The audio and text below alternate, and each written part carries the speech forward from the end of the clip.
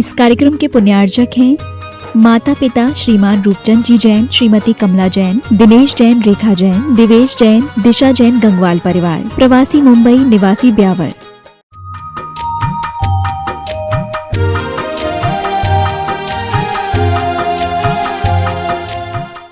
आजादी के अमृत महोत्सव पर ये समापन वर्ष चल रहा है और जैसे पिछली बार मोदी जी ने कहा, इस बार भी वही कि घर घर तिरंगा फहराएंगे और आजादी का अमृत महोत्सव मनाएंगे। ऐसी भावना के साथ में आज प्रातःकाल की बेला से ही यहाँ यह कार्य पूरे राष्ट्र में जगह जगह चल रहा है और यहाँ पर भी प्रमुख मार्गों से होते हुए यह रैली यहाँ तक पहुंची और सब यहाँ पर उपस्थित हुए। आजादी का जश्न तो मना रहे हैं, लेकिन मैं आप सबसे पूछना चाहता हूं, अभिभावक भी बैठे हैं जो भावुक हो चुके हैं और शिक्षक वर्ग और शिष्य वर्ग मंडली सभी बैठे हैं। क्या वास्तव में हम आजाद हैं? बोलो, क्या वास्तव में हम आजाद हैं? आजादी के पूर्व देश भले ही परतंत्र था, पराधीन था, लेकिन उसकी चेतना स्वाधीन थी। आज हम भले ही स्वतंत्र हो चुके हैं, लेकिन हमारी चेतना पूर्ण रूप से पराधीन हो चुकी है, पूर्ण रूप से पराधीन हो चुकी है। उस चेतना को जब तक वह चेतना स्वाधीन नहीं होगी, तब तक उसको आजादी का स्वाद नहीं आएगा। हमारे रणबांकुरों ने क्या सपना संजोया था, किस भारतवर्ष की कल्पना की थी? बोलो, क्या वह भारत हम उस ओर जा रहे हैं? अपने एनालिसिस, अपना विश्लेषण स्वयं को करना है। एक समय था जब देश के लिए पूरा घर लुटा दिया जाता था और आज एक समय है जब घर भरने के लिए देश को ही लूट लिया जाता है, देश को ही लूट लिया जाता है। अभी यहाँ अद्भुत प्रस्तुतियां देखकर बहुत मन भाव विभोर हो गया। यहाँ आप लोगों ने वाकई में ही जो भारत को भारत बनाने की जो परिकल्पना हमारे गुरुजी संजोए हुए हैं, वो यहाँ समंत भद्र विद्यालय में आकर देख लो। यहाँ के विद्यालय वालों ने बहुत ही अच्छा बच्चों को उसी प्रकार से वो गढ़ रहे हैं, उनको संस्कार दे रहे हैं। आगे इसी तरह से और भी चलता रहे, तभी भारत भारत बन पाएगा। मैं तो कहता हूं कि जो भारत सोने की चिड़िया था, और अभी जब पत्रकार वार्ता में भी उस दिन बोला था कि सोने की चिड़िया था नहीं है, और सोने की चिड़िया नहीं, ये सोने का शेर है। यदि ऐसे आचार्य समंत भद्र जैसे विद्यालय और तैयार हो जाए तो ये सोने का शेर है। आचार्य श्री जी का एक हाइकू है, उड़ना भूली, उड़ना भूली सोने की चिड़िया, तू उठ उड़ जा, उठ उड़ जा। बस हमें यदि स्वाधीन भारत की ओर जाना है, उसी अपने चेतना को स्वाधीन बनाना है, तो सबसे पहले अपने भीतर में उस स्वाभिमान को जगाना है, उस स्वाभिमान को जगाना है जिसके माध्यम से हम अपनी चेतना को स्वाधीन बना सकते हैं। चेतना को स्वाधीन बनाना चाहते हो तो चार बातों को याद रखना बच्चों, इधर उधर नहीं देखो। अपनी चेतना को स्वाधीन बनाना चाहते हो तो चार बातों को याद रखना है। सबसे पहला, भारत को भारत का आदर्श बनाएं, भारत को भारत का आदर्श बनाएं। हम अपने इतिहास को देखें, इतिहास ही हमारा आदर्श है। हम दूसरे को आदर्श न बनाएं। अभी हो क्या रहा है, हम दूसरे को आइडल बना रहे हैं। यदि जब जब पाश्चात्य संस्कृति या विदेशी संस्कृति को हम अपना आदर्श बनाएंगे तो गारक की ओर जाएंगे, भारत भारत नहीं बन पाएगा। समझ में आ रहा है? हम अपना आइडल स्वयं है, दूसरे को अपना आइडल नहीं बनाए। दूसरा है संस्कृति के प्रति स्वाभिमान हो। हमारी संस्कृति के प्रति हमें स्वाभिमान जागृत करना है, लेकिन स्वाभिमान की ओर न जाके हम अपने ईगो को और अहंकार को पुष्ट कर देते हैं।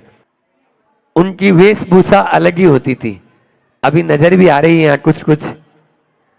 पहले की महिलाएं साड़ी पहनती थी, साड़ी पहनती थी।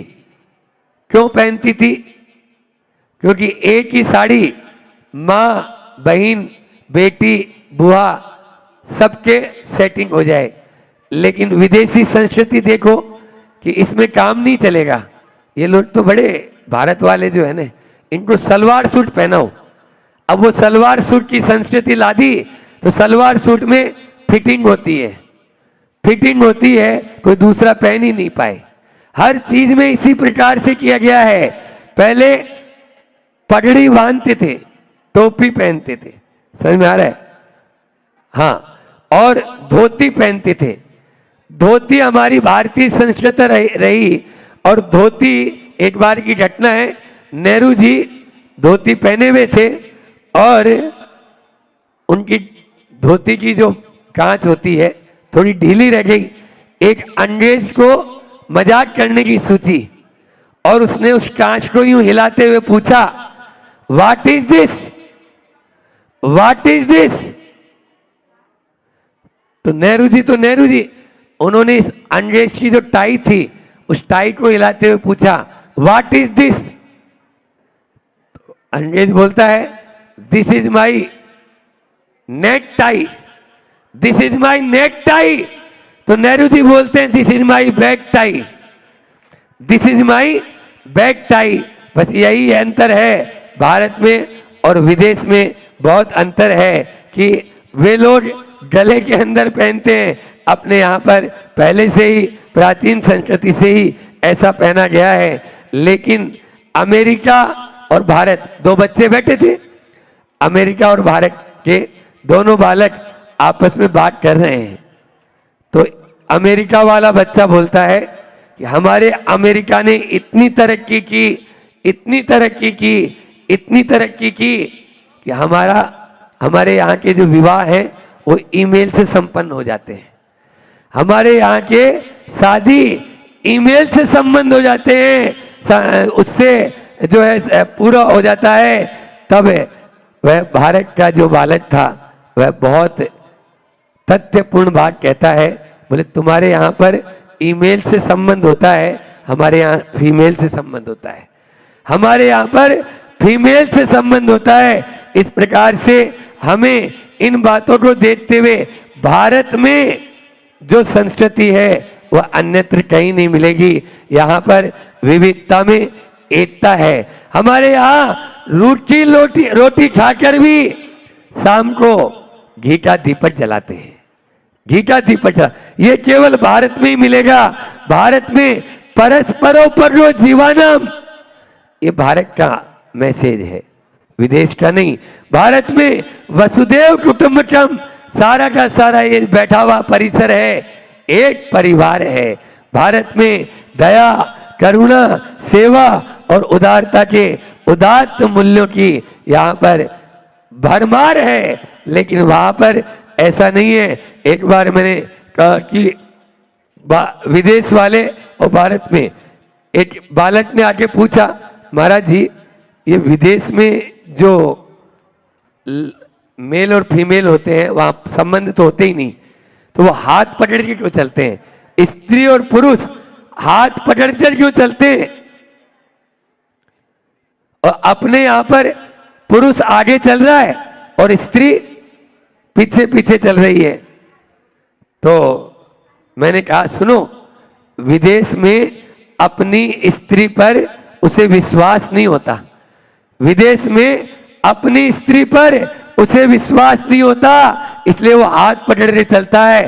भारत में हमारे यहाँ अपनी स्त्री पर पूर्ण विश्वास होता है कि ये कहीं नहीं जाने वाली, हमारे ही साथ रहने वाली है, इसलिए यहाँ पर हाथ पकड़ने चलने का कोई सिस्टम नहीं है।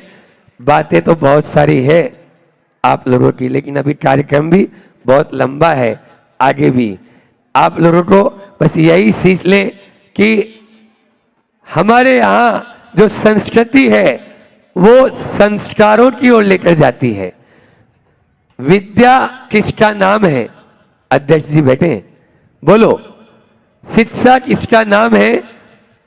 सा विद्या या विमुक्ते, जो हमें मुक्ति की ओर लेकर जाए वो विद्या है, वो शिक्षा है। यदि मान लीजिए मुक्ति की कोई बात नहीं कर रहे, आज की जो वर्तमान शिक्षा प्रणाली है वो मुक्ति की नहीं बुद्धि की बात करती है, बुद्धि की भी नहीं, अब तो वो हमें और उलझाने वाली बातें करती है। इसलिए शिक्षा के अंदर में हमें उसी शिक्षा को ग्रहण करना है जो हमें हमारी आत्मा का कल्याण करने वाली हो, अन्यथा हमें नहीं। किसी ने कहा कि हमें भारत को प्रतिभारत बनाना है, बहुत अच्छी पंक्तियां हैं। हमें भारत को प्रतिभारत बनाना है, बस अब आगे नहीं पुनः लौट जाना है।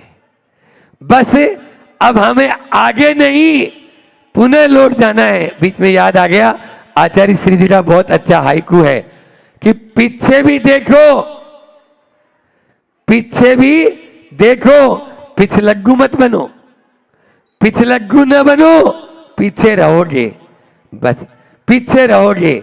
पीछे भी देखो का मतलब है हम अपने इतिहास को देखें, अपने बाप दादाओं को देखें, अपने उन स्वतंत्रता सेनानियों को देखें जिन्होंने स्वतंत्रता दिलाई। यहाँ पर वीर शासन जयंती पर भी इन्होंने अपनी तैयारी की। और अभी मैं कह रहा था इतिहास को देखना है, विज्ञान को नहीं। बहुत छोटा सा उदाहरण दे देता हूं। इतिहास सुई का काम करता है और विज्ञान कैंची का। इतिहास सुई का काम करता है और विज्ञान कैंची का काम करता है। सुई जोड़ती है और कैंची काटती है, तोड़ती है। बस हमें कैंची की तरह नहीं बनना है, हमें सुई की तरह बनना है। हमें इतिहास को देखना है। मत दिलाओ विश्वास, मत दिलाओ विश्वास, लौट आता व्यवहार से। आचार्य श्री जी का हाइकू है कि आप विश्वास दिलाने की जरूरत नहीं है, बस वह तो लौट आता है व्यवहार से। आचार्य श्री जी ने इसीलिए भारत को प्रतिभारत बनाने के लिए, भारत को स्वाधीन भारत बनाने के लिए, चेतना को स्वाधीन करने के लिए 5 भय बदलने की बात की है। और वो 5 भय कौन कौन से हैं कि बदलना होगा आपको अपनी भाषा सबसे पहले, पहले भाषा सबसे पहले बदलनी होगी, अपनी मातृभाषा में। बहुत अच्छा लगा बोरालकर जी ने आके बताया, महाराज जी राष्ट्र जैसे गान है वैसे राज्य गान भी है। यही है विविधता में एकता, विविधता में एकता। राज्य गान, महाराष्ट्र में रहते हो मराठी में आप अपना करो ना, कर्नाटक में जाओ कन्नड़ में करो, आप पूर्वांचल में जाओ असमिया में करो। अभी बैठे थे पूर्वांचल वाले भी, तो अपनी अपनी तो सबसे पहले बदलनी होगी भाषा। दूसरा है बदलना होगा भोजन, भोजन अपना भोजन बदलना होगा।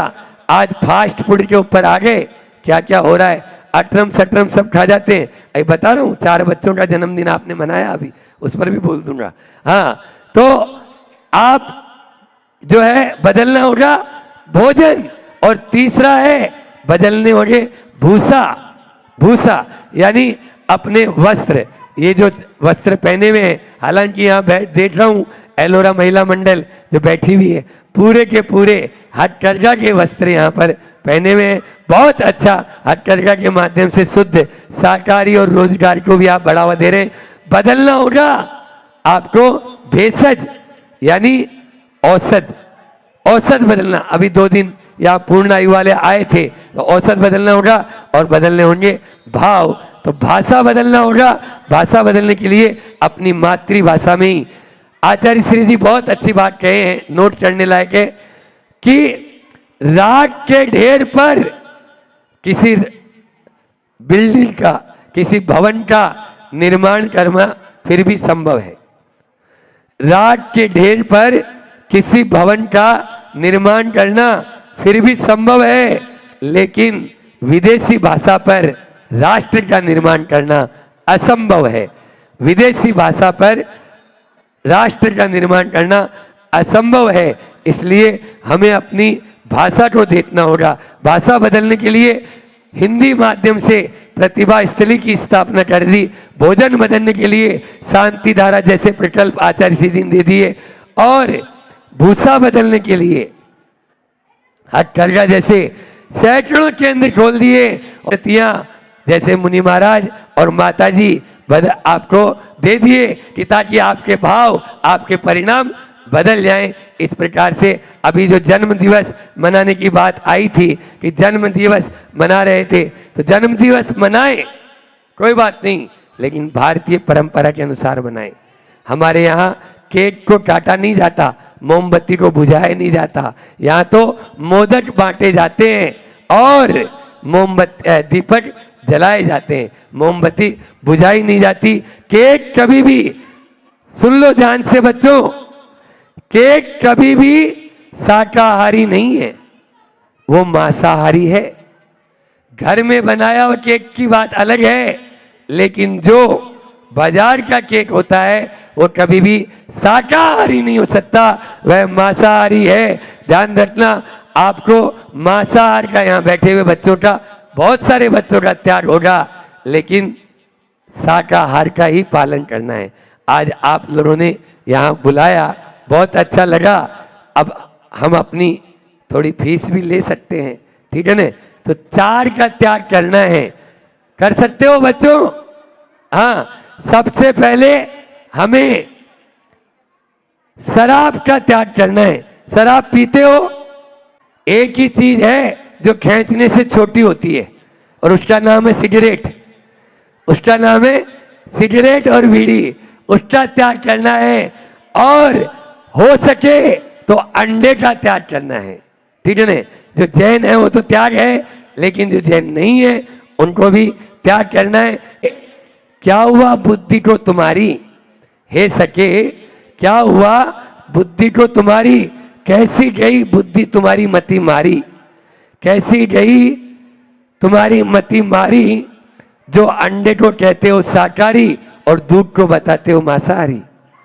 अंडे को कहते हो शाकाहारी और दूध को बताते हो मांसाहारी। विज्ञान ने बताई अंडे से अनेक बीमारी, विज्ञान ने बताई अंडे से अनेक बीमारी। धर्म कहता है अंडा है शुद्ध मांसाहारी, अंडा है शुद्ध मांसाहारी। इसलिए उस मांसाहार का त्याग करना ही हमारे लिए उपयुक्त होगा। आप लोग जो बातें बताई उन बातों को ध्यान रखेंगे और अपने जीवन को स्वाधीन बनाएंगे। पराधीन हम बन चुके हैं, बस स्वाधीनता की ओर आए। अभी आगामी 5 सितंबर को जब शिक्षक दिवस है, उसमें भी शिक्षा और संस्कार, इन्हीं बातों को फिर लेकर अपन बैठेंगे। इतना ही रखते हैं। बोलिए अहिंसा परमो धर्म की जय। आचार्य गुरुवर विद्यासागर महामुनिराज की। स्वतंत्रता तो मिली, ये स्वतंत्रता हमें क्या बता रही है? स्वतंत्रता का जो स है वो कह रहा है, क्योंकि हम व्याख्या वही करते हैं, वो स्वतंत्रता का स कह रहा है स्वयं को पाना ही स्वतंत्रता है। अगर हमने अपने आप को पा लिया है तो ही हम स्वतंत्र हुए हैं। वह कह रहा है वचनों को निभाना ही स्वतंत्रता है। हमने अपने जो वचन लिए हैं, वचन दिए हैं, उनको निभा पा रहे हैं कि नहीं।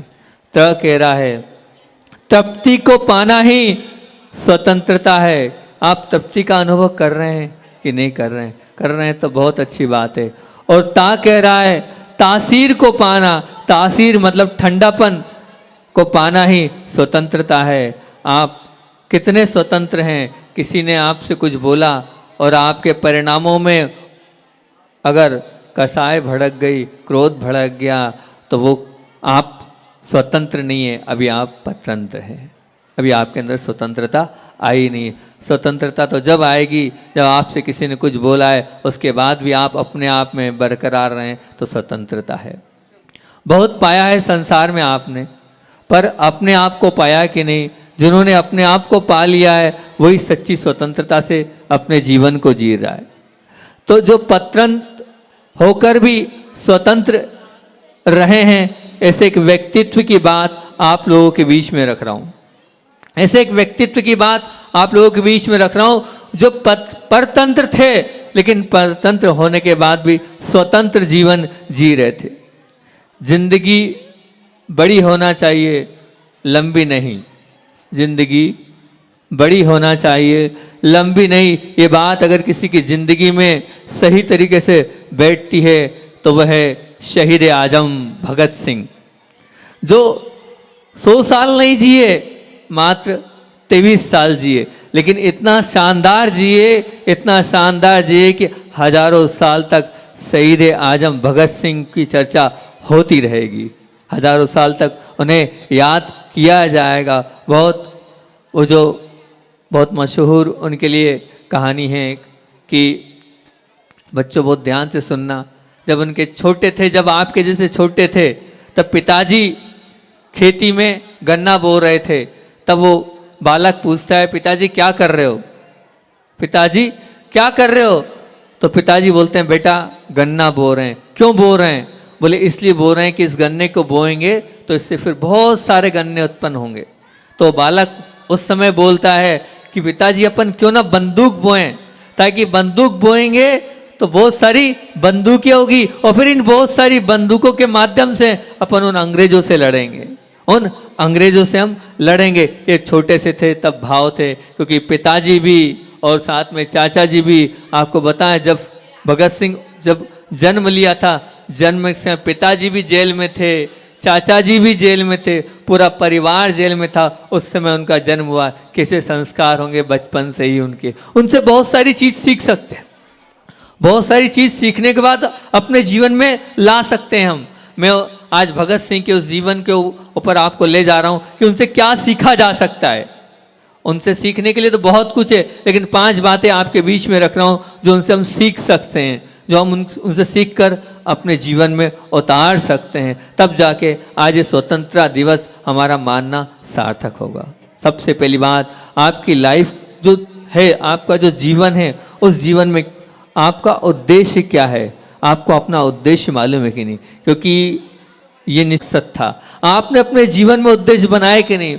बहुत सारे लोग तो हैं जिनका कोई उद्देश्य ही नहीं है। इंटरव्यू में पूछा जाता है, आप 5 साल बाद क्या बनना चाहते हैं? आप 5 साल बाद क्या बनना चाहते हैं? ये पूछा जाता है। ये पूछा क्यों जाता है? इसीलिए कि पता तो चले आगे आपको क्या बनना है, आप किस और आगे बढ़ना चाहते हो।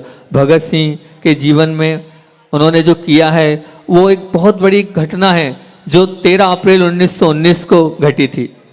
वो ऐसी घटना थी जो आप सब लोग जिसे जानते हैं, जलियांवाला हत्याकांड, जो कि रॉलेट एक्ट का विरोध करने के लिए वहाँ पर जनरल डायर के पास पूरी सभा और पूरा मंच गया था। और हुआ ये था कि उस सभा में एक ही दरवाज़ा था, इतना बड़ा प्रांगण था, उस दरवाजे को बंद कर दिया गया था। और उस बंद खुले आम उस जनरल डायर ने कह दिया, गोलियों से सबको भून दो। हजारों लोग थे उस गोलियों से घायल हुए, सैकड़ों लोग थे जिन्होंने उसमें कुर्बानी दी थी। और वो जो पूरा दृश्य था, उस दृश्य को अगर हम सोचेंगे कि कैसे किस प्रकार से लोग कुएं में कूद रहे थे अपनी जान बचाने के, इधर उधर भाग रहे थे, लेकिन चारों तरफ से बाउंड्री थी, कहीं कोई जा नहीं पा रहा था और वहाँ गोलियां चल रही थी और खून की नदियां बह रही थी। जब ये बात भगत सिंह को मालूम पड़ी, 12 वर्ष की उस उम्र में भगत सिंह को पता चला कि इस प्रकार की घटना घटी है, तो वो बालक, छोटा सा बालक अपने गांव से विद्यालय को छोड़ता है और विद्यालय से 30 किलोमीटर पैदल उस स्थान पर जाता है। और वो जो स्थान जलियांवाला, जो अमृतसर का स्थान था, वहाँ जाता है और वहाँ जाने के बाद वहाँ की मिट्टी को इकट्ठी करके लाता है। और मिट्टी इकट्ठी करने के बाद जब घर आता है तो उसे एक मूर्ति के रूप में देता है, उसकी पूजा करता है। ये कहता है ये मेरे देश के शहीद लोगों की रूह है, इसकी मैं पूजा करूँगा, ये भगवान है मेरे लिए। ये उसको फूल चढ़ाता है। ऐसी संवेदनशीलता, ऐसी उन सहानुभूति उनके अंदर थी। उनकी माँ से उन्होंने यही सीखा था, सहानुभूति, संवेदनशीलता, बुद्धि कौशल और अंतर्ज्ञान, ये सब उन्होंने अपनी माँ से सीखा था। और पिता से उन्होंने सीखा था बलिदान के लिए हमेशा तैयार रहना है, देशभक्ति की भावना सीखी थी। और उन्हें अपना उद्देश्य तय कर लिया था कि मैं अपने जीवन का उद्देश्य क्या है, सिर्फ मेरे जीवन का उद्देश्य ये है कि मुझे सिर्फ आज़ाद हिंद भारत देखना है। बच्चों ध्यान रखना, अभी यहाँ के शिक्षक वर्ग सब स्कूल बोल रहे थे, सबके मुख से स्कूल शब्द निकला। ये स्कूल शब्द पे आप जाना, ये स्कूल शब्द क्या है पता है? स्कूल क्या हैगा आपको मालूम पड़ना चाहिए। ये आपका विद्यालय है, स्कूल नहीं है। आदरणीय प्रिंसिपल साहब, वाइस प्रिंसिपल साहब दोनों से मैं निवेदन करूंगा और संचालक महोदया से मैं निवेदन करूंगा, स्कूल का अर्थ समझना आप। स्कूल क्या है? जब अंग्रेज यहाँ आए थे तो अंग्रेजों ने देखा यहाँ गुरुकुल चलता है, तो गुरुकुल चलता है तो उन्होंने सोचा क्या करना है, गुरुकुल चलता है, गुरु मतलब जो गुरु पढ़ाते हैं, गुरुकुल, तो बोले अब क्या करना है, ई स्कूल। ईस का कुल मतलब कौन का कुल? ईसा मसीह का कुल, वो स्कूल कहलाता। उन्होंने स्कूल नाम का डिक्शनरी में अर्थ उठा के देख लेना, स्कूल का कोई अर्थ नहीं। ईसा मसीह का कुल स्कूल होता है, स्कूल नहीं बोलना है। आज के बाद आप लोगों के मुझ से स्कूल नहीं निकले, क्या निकले? विद्यालय निकले। ये स्कूल नहीं बोलना है, हमें विद्यालय बोलना है। तो वो कौन से? दयानंद एग्लो वैदिक महाविद्यालय में, विद्यालय में उन्होंने पूरा अध्ययन किया है। इसीलिए अध्ययन किया है, इन ब्रिटिशों के विद्यालय में मुझे अध्ययन नहीं करना है। अंग्रेजी माध्यम से पढ़ने के लिए मना नहीं है, परंतु अंग्रेजी को अपने जीवन में आप जिस प्रकार से ला रहे हैं उसके लिए विरोध है। तो सबसे पहली बात तो क्या है, अपने लाइफ का आप उद्देश्य तय कर लें, अपने जीवन का आप कोई लक्ष्य तैयार कर लें। लक्ष्य विहीन जीवन कोई काम का नहीं है। उन्होंने बचपन से, छोटे से थे तब से एक जीवन का उद्देश्य बनाया था। दूसरी बात, शहीद आजम भगत सिंह से जीवन से सीखने वाली बहुत महत्वपूर्ण बात है, त्याग। त्याग की भूमिका अगर सीखना है तो उनसे सीखें जब वो 16 वर्ष की उम्र में थे। क्योंकि जब पहले की बात आपको बता दें, छोटी उम्र में विवाह हो जाया करता था, उस समय की बात है। तब वो सन 1923 की बात है, जब वो 16 वर्ष की उम्र में थे तो उनके माता पिता उनका विवाह कर रहे थे। जब वे विवाह कर रहे थे, पीछे लगे थे, तो उन्होंने कहा मैं विवाह नहीं कर सकता। क्योंकि मैं इसलिए विवाह नहीं कर सकता हूँ क्योंकि मैं कौन हूँ? मैं क्रांतिकारी हूँ। आज नहीं कल मेरे जीवन का कोई भरोसा नहीं है। मैं नहीं चाहता कि मेरे पीछे कोई विधवा तैयार हो, इसलिए मैं विवाह नहीं करना चाहता। बहुत उनको मनाया, बहुत बोला, पर परिवार वाले तैयार नहीं थे और विवाह की तैयारी चल रही थी। और उस विवाह की तैयारी में जैसे एक संत घर छोड़कर आते हैं कि नहीं मेरा तो लक्ष्य यही है, और उन्होंने घर छोड़कर कानपुर की ओर आ गए थे और एक पत्र लिखा था अपने पिता के नाम पर, और उस पत्र में लिखा था, पूज्य पिताजी नमस्ते, मेरी जिंदगी मकसद आला यानी आज़ाद हिंद है। मेरा जीवन का लक्ष्य यही है, इसलिए मेरी जिंदगी के साथ आराम और दुनिया की कोई ख्वाहिश कशिश नहीं बची है। और आपको याद होगा जब मेरा यज्ञोपवीत हुआ था और बापू ने यही कहा था इसको देश की खिदमत में पेश रखना, तो वही वचन निभाने के लिए लिहाजा मैं अपना घर छोड़ रहा हूँ और जा रहा हूँ। अब आप इसलिए मुझे क्षमा प्रदान करेंगे, आपका ताबेदार भगत सिंह। ऐसा हिंदुस्तान रिपब्लिकेशन ओशियंस। लेकिन जब वो मिले तो उन्होंने वो भी उनके साथ हुए और HRA को HSRA कर दिया, मतलब उसमें सोशलिस्ट और जोड़ दिया। और उन्होंने संस्था के साथ काम प्रारंभ किया और काम प्रारंभ करने के बाद सबसे पहला काम, बहुत सारे काम किए उन्होंने, लेकिन एक महत्वपूर्ण कार्य उन्होंने किया, वो था साइमन के विरोध में उन्होंने कार्य किया। साइमन मतलब क्या था? जो हमारे भारत देश के लोग हैं, साइमन कानून बनाया। लेकिन साइमन कानून बनाने वाले कितने? बोले सब अंग्रेज लोग। अब वो क्या समझेंगे भारत के कानून को, भारतीय लोगों की बात को, तो उसके विरोध में वो उन्होंने आंदोलन किया। और उस आंदोलन में बहुत बड़ी बात ये थी कि लाला लाजपत राय जी जो थे उन पर लाठी चार्ज हुआ, इतनी लाठियां बरसाई गई कि अस्पताल में लाया गया और उनके वहाँ प्राण त्याग दिए। तब लाला लाजपत राय ने कहा था कि मेरे प्राण ऐसे ही नहीं जाएंगे, मेरे प्राण उनके अंग्रेजों के ताबूत की खीली साबित होंगे, आप चिंता मत करना। उनके जब प्राण चले गए तो बौखला गए चंद्रशेखर आज़ाद और कौन, भगत सिंह, वो बौखला गए। बौखलाने के बाद उन्होंने एक ही निर्णय लिया, वो निर्णय ये लिया कि कुछ भी हो जाए, जिसने इन मारने का आदेश दिया हम छोड़ेंगे नहीं। और वो जो मारने वाले थे जेम्स स्कॉट, उनको मारने की तैयारी की गई। मारने के लिए 4 लोग निकले और चारों लोग वहाँ तैनात थे। और योग संयोग की बात है कि उन्होंने गोली तो चलाई, लेकिन जेम्स स्कॉट की जगह उन्होंने जेपी सैंडर्स जो वहाँ के एसपी थे उन पर गोली चल गई। उन्हें लगा अब वो भागते गए क्योंकि गोली तो चल चुकी थी और वो मर भी चुके थे वहाँ ऑन स्पॉट। अब वो उनको पूरी पब्लिक भूमिका को अगर आप अपने जीवन में लाओगे तो निश्चित तौर से बहुत आप अपने जीवन को बहुत ऊंचा और उठा सकते हो। उन्होंने करके दिखाया भूख हड़ताल के माध्यम से। 116 दिन की भूख हड़ताल एक नव युवा ने वहाँ पर करी थी। एक क्रांतिकारी परिवर्तन उनके माध्यम से वहाँ पर हुआ था। और भी बहुत सारे काम उन्होंने किए। कांकोरी कांड जो हुआ था जिसमें राम प्रसाद बिस्मिल और 4 लोगों को फांसी हुई थी, उस समय भी उन्होंने क्रांतिकारी परिवर्तन किया था। और चौथी उनसे महत्वपूर्ण सीखने वाली बात है कि वो क्या है कि वो हमेशा पढ़ने के शौकीन थे और इतना पढ़ते थे कि उन्होंने अपने जीवन काल में लगभग 300 पुस्तकों का अध्ययन किया है। 300 पुस्तक उन्होंने पढ़ी। उनका कहना है कि पढ़ेंगे नहीं तो सीखेंगे कैसे। अगर आपको कुछ सीखना है तो हमेशा कुछ ना कुछ पढ़ते ही रहना चाहिए। पढ़ने से ज्ञान बढ़ता है और ज्ञान बढ़ने से ही हम अपने जीवन को अच्छा बना सकते। उन्होंने कारी लेविचेन की मिलिट्रिजन जो एक बहुत बड़ी पुस्तक है, वो प्रसिद्ध पुस्तक है, वो पढ़ी। और प्रिंस कॉपिडजन की लेटर विन कम्युनिकेशन, वो पुस्तक उनकी बहुत पसंदीदा थी। और साथ में मार्क्सफील्ड, मतलब जो मार्क्स हुए हैं जिनकी बहुत बड़ी फेमस पुस्तक है फील्ड फैक्ट्रीज एंड वर्कशॉप, उस पर उन्होंने बहुत अच्छा वक्तव्य और लेख लिखे हैं। और जो ऑप्शन रिविजनर है, जो दी रिवोल्यूशनरी लिस्ट की जो पुस्तक थी उसको भी उन्होंने पढ़ा और उस पर बहुत सारे आर्टिकल लिखे। जब वकील प्राणनाथ मेहता उनसे, जो उनके वकील थे, उनसे मिलने गए तो उनसे निवेदन किया तो उन्होंने यही बोला था कि मुझे दी रिवोल्यूशनरी लिस्ट की पुस्तक पढ़ना है, उनका पूरा जीवन पढ़ना है। वो क्रांतिकारी थे, मैं क्रांतिकारी हूँ, उनकी पुस्तक मैं पढ़ना चाहता हूँ। उन्होंने पुस्तक, जो उनसे मिलने जाता था उनसे वो यही बोलते थे, भैया जब आओ तो कम से कम कोई ना कोई पुस्तक लाना, उस पुस्तक के माध्यम से मैं जीवन को अच्छा और महान बना सकता हूँ। हर व्यक्ति से वो पुस्तक मांगते थे और मंगाते थे और पढ़ते थे और पढ़ने का शौक रखते थे। और जो पढ़ने के बाद अपने जीवन में उसको धारित भी करते थे। ऐसा नहीं कि सिर्फ पढ़ लिया और छोड़ दिया, उसको अपने जीवन में उतारते भी थे। और जो पढ़कर जो आता था उसको सबके बीच में वायरल करते थे।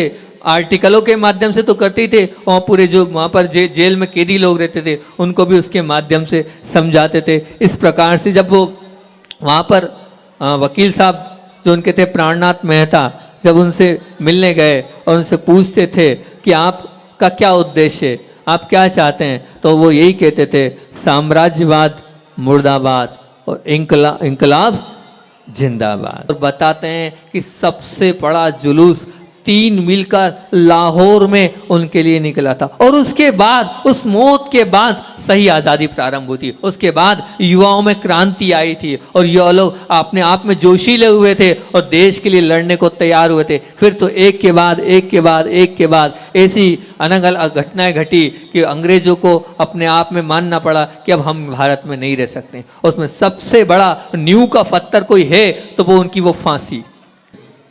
बुराई इसलिए नहीं बढ़ रही है कि बुरे लोग बढ़ रहे हैं, बल्कि बुराई इसलिए बढ़ रही है कि बुराई सहने वाले लोग बढ़ रहे हैं। फिर से बोलूं, बुराई इसलिए नहीं बढ़ रही है कि बुरे लोग बढ़ रहे हैं, बुराई इसलिए बढ़ रही है कि बुराई सहने वाले लोग बढ़ रहे हैं। ये पहली बात थी उनकी। दूसरी बात थी, इस तरफ वाकिफ है मेरी कलम, क्या लिखते हैं वो, क्योंकि वो थे तो कहाँ पर, लाहौर में। पूरा पहले हिंदुस्तान एक था, लाहौर के रहने वाले थे, तो उनके जो वक्तव्य थे उसमें उर्दू भाषा का प्रयोग बहुत होता था। तो वो लिखते हैं, इस तरह वाकिफ़ है मेरी कलम मेरे जज्बातों की, अगर मैं इश्क भी लिखता हूँ तो इंकलाब ही उसमें लिखा जाता है। मैं इश्क भी लिखता हूँ तो उसमें इंकलाब ही लिखा जाता है। फिर तीसरी बात वो हमेशा लिखते थे, जिंदगी तो सिर्फ अपने कंधों पर जी जाती है, जिंदगी तो सिर्फ अपने कंधों पर जी जाती है, दूसरों के कंधों पर तो सिर्फ जनाजे उठाए जाते हैं, दूसरे के कंधों पर तो सिर्फ जनाजे उठाए जाते हैं। और चौथी बात वो बोलते थे, सीने पर जो जख्म है, सीने पर जो जख्म है सब फूलों के गुच्छे हैं, हमें पागल ही रहने दो, हम पागल ही अच्छे हैं, हमें पागल ही। लोग कहते थे पागल है, कैसा आदमी है, मरने के लिए तैयार हो रहा है, पूरी दुनिया लगी है उसको बचाने के लिए, वो कहता है नहीं मुझको मरना है, मुझको मरना है, मुझको मरना है। ये कौन सी बात हुई? वहां पर जब बम कांड हुआ था तो वो आगे रह के कह रहा है पकड़ लो मुझको। बोले नहीं, हमको पकड़ के बताना कि हम ऐसा नहीं है कि हमें जान की, हमें कोई परवाह नहीं है अपने जान की। इस प्रकार से तो लोग पागल कहते थे, तो बोले हाँ हम पागल ही रहने दो। सीने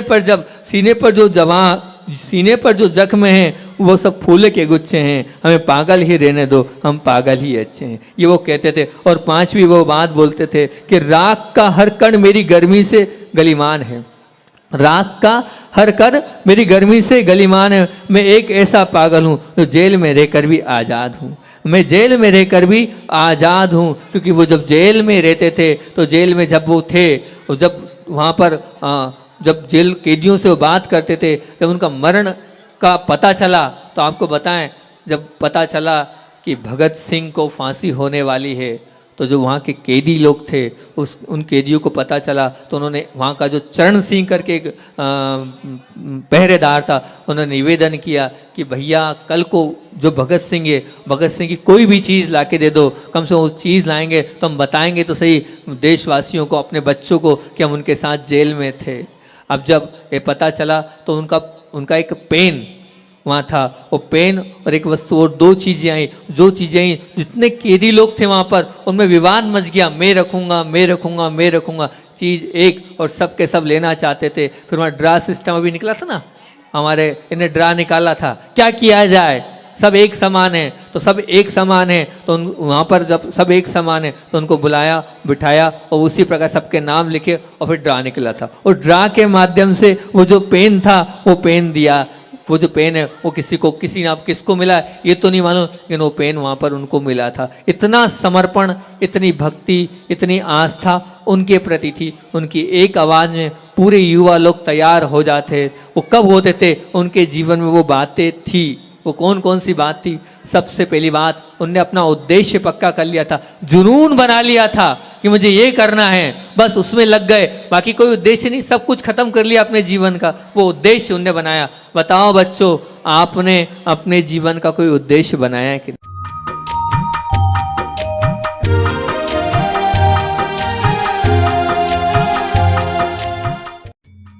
इस कार्यक्रम के पुण्यार्चक थे माता पिता श्रीमान रूपचंद जी जैन, श्रीमती कमला जैन, दिनेश जैन, रेखा जैन, दिवेश जैन, दिशा जैन, गंगवाल परिवार। प्रवासी मुंबई निवासी